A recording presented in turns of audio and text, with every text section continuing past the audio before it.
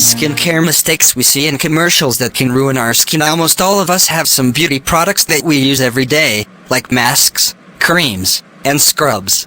We only choose different brands when we want to try something new. But reading all the instructions carefully doesn't always keep us safe from the popular mistakes we make, either because we're used to doing it a certain way or because ads tell us the wrong things. We at Brightside are quite amazed at some of the rules that we should follow, especially the one about clay masks, to improve the effectiveness of many beauty products. Under eye patches, almost all of us have some beauty products that we use every day, like masks, creams, and scrubs. We only choose different brands when we want to try something new.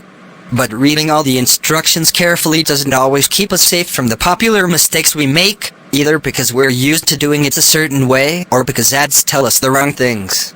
We at Brightside are quite amazed at some of the rules that we should follow, especially the one about clay masks, to improve the effectiveness of many beauty products. Under eye patches and ads, women put a lot of different creams on their faces. But even the best cream out there can turn your face into a greasy pancake if you use too much. Interestingly, in ads, they spread the cream on the face so that all the skin has the same amount of cream. But it's not always the right thing to do. You need to find the driest areas of your face. Maybe some spots have more wrinkles, so they need more cream. On average, any type of skin doesn't need more than a pea-sized amount of cream for the entire face. Put less cream on the T-zone, because it's usually the greasiest part anyway. The same is true for masks. Even if a manufacturer makes a commercial where girls put a thick layer of clay on their faces, it doesn't mean you should do the same. The masks that are supposed to dry the skin should be applied to the greasiest parts of the face, and those that nurture the skin should go on the upper part of the forehead, the cheeks, and the chin. These are usually the driest parts. Clay mask aids, and even some manuals, say that clay masks should be worn until the very end, until they get completely dry and even start to crack. But this is wrong. It will only harm your skin. The clay absorbs the excess grease and removes dirt, but if you keep it on for too long, it will absorb the moisture from the skin and make it overly dry.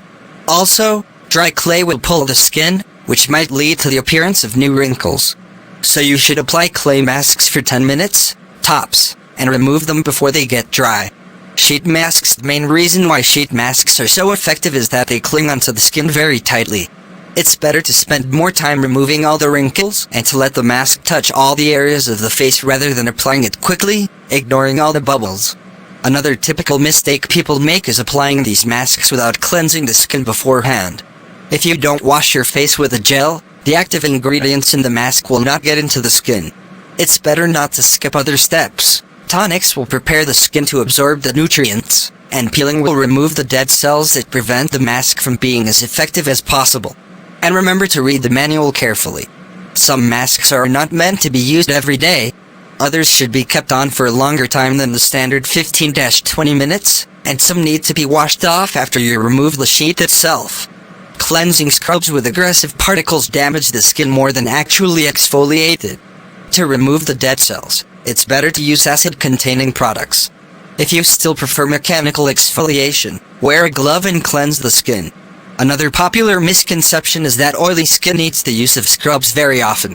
In fact, the more often you use scrubs, the more greasy the skin will be. So don't use scrubs more than 2-3 times a week. If you use acid-containing products, always apply sunscreen before going outside. Most sunscreens are advertised as something you use on a sunny day. However, they should be used even on cloudy ones. It's best not to forget about implementing sunscreen in your everyday skincare routine, even if you don't use acid-containing beauty products.